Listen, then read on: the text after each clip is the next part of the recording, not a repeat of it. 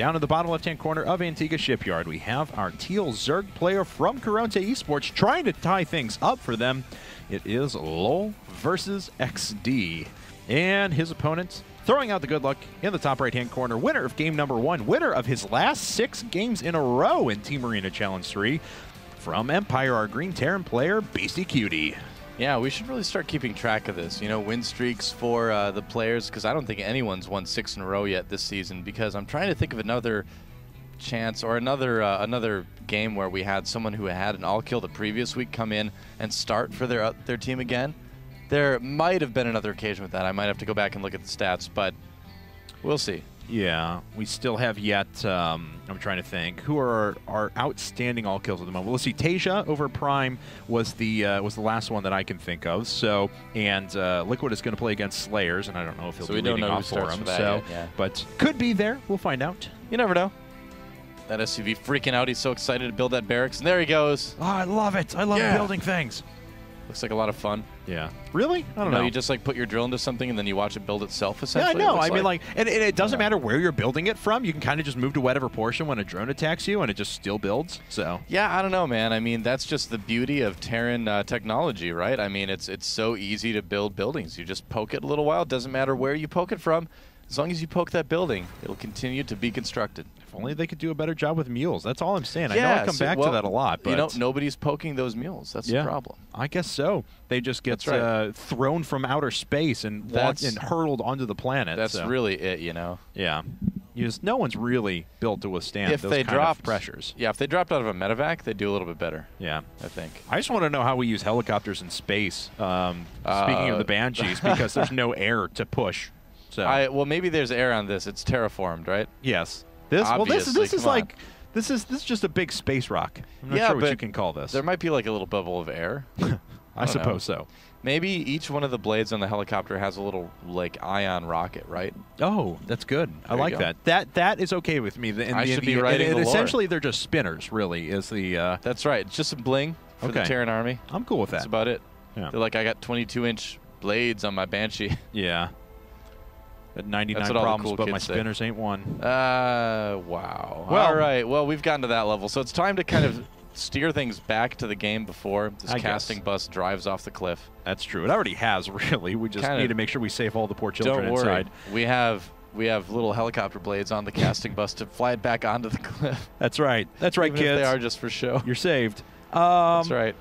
So, we did see out of our Zerg player, Hatch first, ended up going into pool, and then gas afterwards, so we can get double queens to start things off, and then get his Zergling speed afterwards. Yep. And his opponent, Beastyqt, on the other hand, building that bunker tucked in to his natural, so a big round of speed links isn't going to kill him right away, like we've seen happen a few times in the past. Yeah. It's less prevalent now, mostly because Zerg players have been switching over to, well, no gas at all and getting 4 queens and a 3rd hatch potentially before gas and moving out after that. Well, the aggressive Zerg players still like to do that speedling attack. A lot of Zerg players are known for their macro, though, which is why we don't see it quite as often at the tip-top level, just because of the style of most Zerg players, I would say, than anything.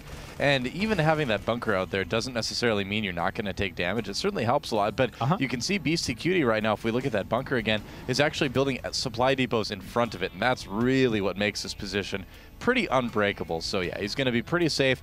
If LOL decides to do any sort of Zergling attack early on, he's going to regret it, but it doesn't look like it. Getting that second gas fairly early, I think we might see a Roach Warren here. That's exactly what I was about to say. Yep. So 2 gas dead giveaway, and the Roach Warren's coming up. And now, you know, honestly, Roach Bus have not been that effective in Team Arena Challenge yet. We've not seen many Terran players die to them. Sometimes it was because it was miscontrolled. Sometimes there were other reasons that went into it. It looks like Beastyqt is going to have that normal defense that we see at this point. He's going to have a few Marines inside of the bunker, a pretty good position for them, though, I will admit. And he's going to have Banshees on the way. Well, this is a little bit more of an economic way of doing roaches. I don't think we're going to see any sort of really early roach pressure out of LOL XD. This is more defensive in nature. There's a very common European style that Stefano kind of popularized, where you just get a couple roaches. Yeah, he might go up to 7. That's a few more than I thought we'd see. But basically, you kind of use them as spine crawler replacements. You take a very quick third, and then you go quickly towards Brood Lords. But yeah, with 9 roaches, I guess even though it is going to come a little bit later than your average roach rush, it is still going to be something that Beastyqt is going to need to worry about. Failing nest. So this is we're all in. Yeah, this is as all in gets, ladies and gentlemen. So the first few roaches starting to make their way out. Now, of course, Beastyqt is picking up on this and going over to a third command center. He does have Cloak Banshees on the way now, but he's got to switch over and start getting some Marauders out there ASAP. Second and third bunkers already going up. Yep, makes sense. He does need to worry about the possibility of getting pushed back to his main base. He'll, of course, be able to save pretty much everything unless he controls really badly. Yeah, putting that engineering bay with its high hit points right there as well. And I don't know, man. I mean, unless Beastyqt really miscontrols this, I feel like LOL versus XD is not going to do a whole lot of damage with this all in. And Banshee picking out a couple of units as they make their way up, and we'll start to see some Banelings morphed in here in a second. A lot of Banelings morphed in here in a second. That's 9 of them, as a matter of fact. He needs to do something about those Banelings. There we go. Now the Banshee is on the scene. He's still going after the Roaches, though. Yeah. All right, well, we'll see what happens here. I mean, this is a lot of units. It isn't all in, so it is tough to stop. Here come the Banelings. They have to go through a lot to get through, though. Yes, they do. It looks like they are going to... What? Okay, there we go. Now going through the supply depots. One of the bunkers does go down, but there's already a secondary bunker up. That is going to fall here momentarily, and yes, Beastyqt falling back to this position inside of his main. Yep, that's right. Going ahead and morphing his orbital right there on the low ground. He knows that he's not really got a lot to worry about with that. Leaving some SCVs out there to delay for just a moment here. Yeah, and this engineering bay, which was just built to stop some units, is going to go down here in a second. But honestly, Beastyqt has handled this pretty well. Doesn't lose any of his command centers. He's going to be able to macro up just fine afterwards. Yep, and LOL is giving up right now. He's getting his double Evo. He's getting some drones and going for Lair. So yeah, Beastyqt has held. And like most Terran players, you do need to kind of evacuate your natural expansion for a little while. But he didn't really take a whole lot of damage overall. Yeah, he's still got the worker lead. So... You know, like I said, it's tough to do damage with that sort of all-in now, I feel. You know, unless the Terran is just totally unprepared, they can usually hold it off fairly effectively. He's got the worker lead, he's got the tech lead, he's got a base lead, so everything really going in Beastyqt's favor right now. LOL versus XD needed to do a little bit more damage there and just didn't get it done. Oh, been trying to kill off more workers. That is going to help so much with him already having the advantage. And he's just going to try to pull some queens out of position. There are Lings coming in. Oh, getting into the main base here. SCV's forced to fight. Yeah, so this is actually going to kill a few workers here, and a couple of Marauders are going to go down as well. So looks like Beastie just moving his SCVs way away. All right, yep. He's deciding to get them out there to the Hellions as fast as he possibly can, but not controlling those Hellions quite as well as he could, though. No, not really. And unfortunately, Blink's just continuing to run into the main, pick up a few additional workers. Now that will give LOL the lead overall in workers. So there we go. Yeah. Wow, all right. Well, Beastyqt making an uncharacteristic misstep there, letting all those Zerglings into his base, taking some damage that he didn't necessarily need to take. And it looks like LOL is not done yet, continuing to send Lings across the map. But yeah, I think he knows that his window is kind of past to do damage with this particular attack. He needs to kind of bide his time and see if he can maybe counterattack again in the future. And looks like he's going up to a Spire now. It was just started a little while ago, so we'll start making gas for that and put out 7 or 8 Mutas whenever that does eventually pop. Yeah. Beastyqt sitting on a pretty nice defensive position now. Those Lings continuing to try and get through, but not going to be able to get quite as much damage done. Wow, actually, it does kill a couple of Hellions there. Beastyqt not going to the other side of the supply depot. Yep, and he's killing a couple more SCVs with this as well. Got at least 2, 3 more there with that.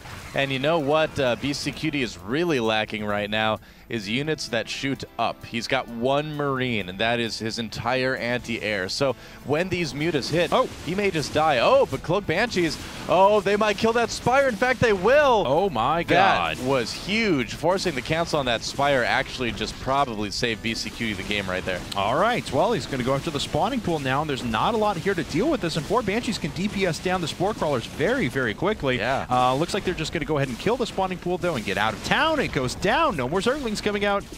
Yeah, he can kill off Queens. He can do so much with these Banshees. Keeping them alive was crucial. Man, I mean, Beastyqt knows that. He knows that he didn't have any sort of anti-air at all. So if that Spire would have finished and the Mutas would have gotten out, that would have been a big problem for him. What a ridiculous game this has been so far, though, I have to admit. 14 Banelings are morphing in now for our Zerg player. One of the Evolution Chambers does go down, but the upgrade did finish in time. Oh, these Banelings are going to try to kill a lot of workers. Here they go, Beastyqt running away. And what is he going to do with these? Oh, I don't know. This hasn't killed all that much yet. In fact, only gets a bunker. Yeah, bunker and a couple Marines. Does some damage to the command center, but overall. Something Beastyqt can definitely recover from. Baneling speed on the way, as well as the second Spire. Still not that much anti-air out for our Terran player, but certainly a better situation than he would before, and he's killing this third. Yeah, and his opponent's only going to have enough gas for 3 of those mutas because he just spent all of his gas on Banelings a second ago. Yeah. Well, Queens, if they want to, can target down. Yep, there they go, targeting down one of the Banshees. That's right, but there's still a pretty good sweet spot sitting back here, and this Queen getting DPS down once again, pulling back to the Spore Crawler, but in the meantime, yet more workers are falling, so it's now 34 workers killed to 13. Not a good game if you're a worker, I have to say. Not especially. Deciding to go after that again, and the mutas are out now. The Spore Crawlers are giving vision, and one Banshee barely gets away. Oh, no, it doesn't get away. Wow, that's Spore Crawler range. Did he uncloak? Yeah, he did uncloak, okay, so. he did uncloak. And the mutas are just a little bit faster, so. Yeah. Didn't see that he actually was able to uncloak there. So the supply lead is still going in Beastyqt's favor right now. He's still got a strong army. He has a decent amount of Marines out now, so if he responds appropriately, he shouldn't take a lot of damage from these Mutalisks. He's getting siege mode, he's getting concussive shells. So he has the makings of a very strong push coming out to kind of protect that third base. And as we can see, there are 4 mutas out now, but just 3 more on the way. So, I mean, this pack is growing ever so slowly. And with the missile turrets out there, with the continued Marine production that you talked about before, I just don't see Beastyqt taking a lot of damage to this. Yeah, that's the thing. I mean, he's still got that supply lead. His opponent is not going to be able to really produce a big army to handle what he has on just 2 bases. He's trying to retake that third. Beastyqt scouts it before the Mutalisk goes down, but looks like he's going to push. Yes, he is. So it was kind of funny, too. That Banshee was actually able to cloak for exactly 1 second and then ran out of energy. So yeah, that worked. Mutas were able to pick that off. Looks like Missile Turret's already driving away a couple of those Mutas, and Beastyqt moving through the middle of the map with a huge amount of forces. Those tanks are a little bit vulnerable. If Lol pays attention, he can come in and pick off a tank or 2. When your opponent's army is coming across the map as a Zerg player, if you're going for the strategy, you really have to try to harass him as much as possible. Kill, any amount of tanks you can kill before the army gets there is so helpful. Whoa! Oh, but that doesn't help. Gets a little bit close there. One of the mutas goes down. Another one just about fell as well. And Beastyqt's going to try and roll through the front. There's a lot of Banelings here, but the siege tanks are starting to slowly push forward. Yeah, Lol kind of seems to be falling apart a little bit here. He's banking everything on this one attack. Here we go. Beastyqt pulling those Marines back. Target firing the Banelings, splitting the Marines. Will it be enough? Great Marine split. Oh, yeah, that's plenty enough. And Wow. Low versus XD is going to lose his entire army. Bah. There's GG. And Beastyqt wins his 2nd game of this set, his 7th game overall in a row in Team Arena Challenge. Low versus XD.